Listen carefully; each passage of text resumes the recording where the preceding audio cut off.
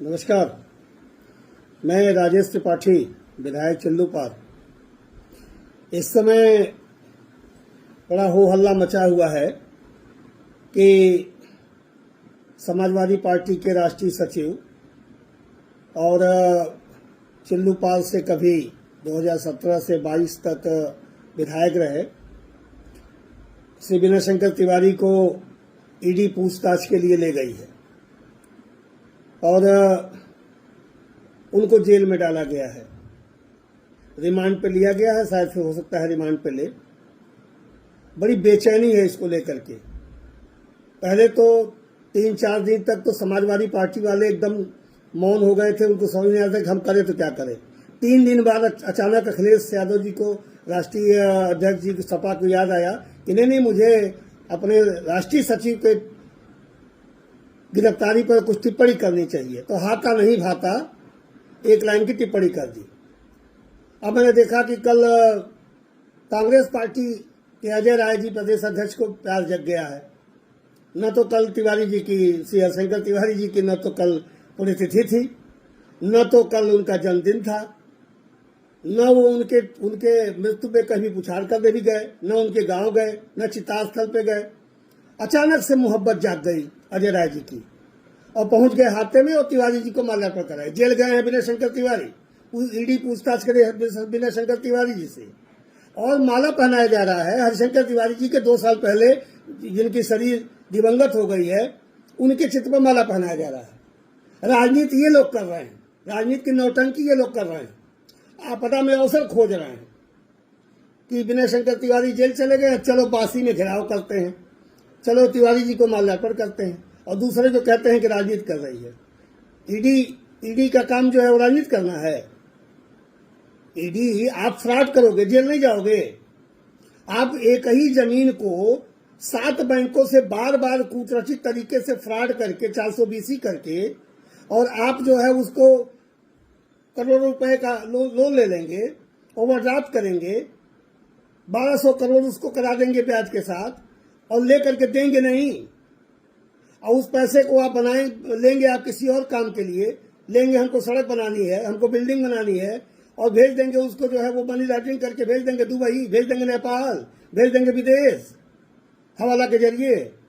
और जब इसकी जांच होगी तो आप कहेंगे कि मैं ब्राह्मण हूं, मैं ब्राह्मण हूं, मैं ब्राह्मण हूं। इसे ब्राह्मण और क्षत्रिय और वैश्य और शूद्र कहां से आ गया? पहले कहते हैं अपराधी कोई जात नहीं होती, आतंकवादी कोई जात नहीं होती, माफिया कोई जात नहीं होती, और जब उस पर एक्शन लिया जाता है तो ब्राह्मण ब्राह्मण ब्राह्मण, छत्री छत्री छत्री, वैश्य वैश्य वैश्य, शूद्र शूद्र शूद्र चिल्लाएंगे। ये जो शुरू से ये तमाशा इन लोगों का रहा, पूरे खानदान का, पूरे हाथा परिवार का। मैं तो उसे अपराध की यूनिवर्सिटी कहता हूं।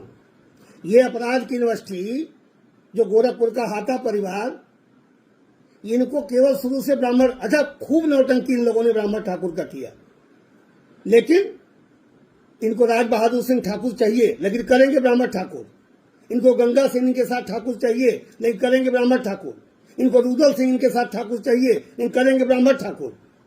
इनको बलराम चंद इनको ठाकुर चाहिए इनके साथ में, मगर करेंगे ब्राह्मण ठाकुर। इनको हरिश्चंद्र चाहिए ठाकुर लेकिन करेंगे ब्राह्मण ठाकुर। आप पब्लिक को बेवकूफ समझ रखे हैं क्या? कब तक ये ब्राह्मण और ठाकुर की राजनीति की रोटी सेक करके आप लोगों को उल्लू बनाएंगे? गया जमाना वो।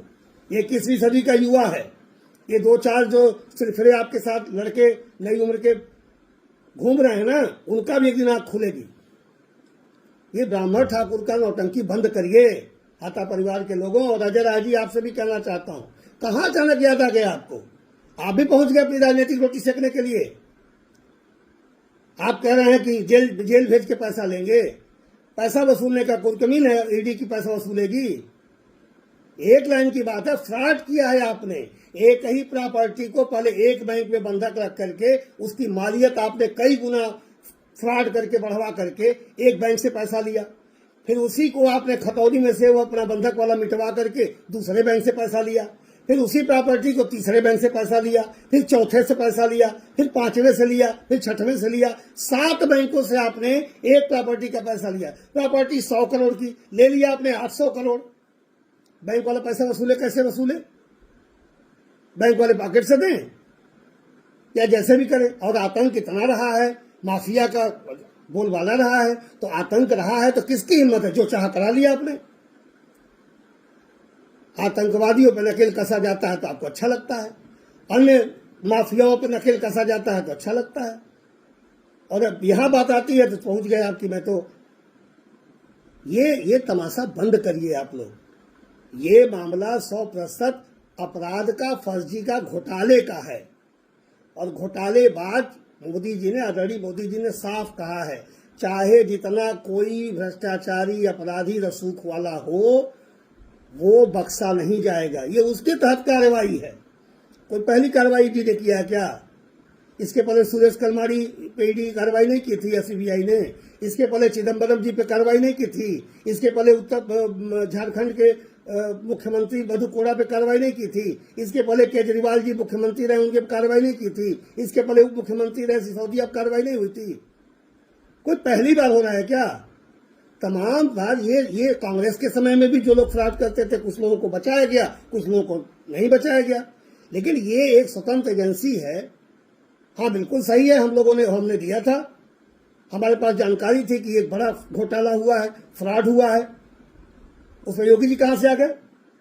जिस समय पहली बार महाराजगंज में हाथा परिवार के जमीन की कुर्की का अखबार में छपा था, तब तो योगी जी की सरकार नहीं थी। मारे डर के कोई बैंक वाले के कोई कुर्की, वो क्या नाम है, नीलामी के लिए गया हुआ था, बैंक वाले, अखबार में छपा था हरिशंकर तिवारी जी की संपत्ति होगी कुर्क, होगा नीलाम। मारे डर के कोई वहां महाराजगंज में गया नहीं। तो ये तो पहले से कार्रवाई चल रही, कोई आज के चल रहा है क्या? लेकिन उस समय ये केवल पता था हम लोगों को कि यह एक बैंक से लोन लिए हैं, बैंक वाला पैसा मांग रहा है, नहीं दिए तो जो सब प्रॉपर्टी ये बंधक रखे हैं उसको नीलाम किया जा रहा। इनके आतंक, इनके भय, इनकी गुंडई, इनकी माफियागिरी में कोई आदमी खरीद नहीं रहा है। इस नाते हम लोगों ने उतना ही समझा था उसको। बाद में जब इनके कागजात हम लोगों के हाथ लगे तो पता लगा कि अरे तो फ्रॉड किया इन लोगों ने। ये पैसा वसूली का मामला ही नहीं है कि आपने बैंक से पैसा लिया और दिया नहीं है, यह मामला फ्रॉड का है। और फ्रॉड का इनका इतिहास, घोटाले का इनका इतिहास कितना पुराना है, ये अगले क्लिप में हम आपसे बात करेंगे। नमस्कार।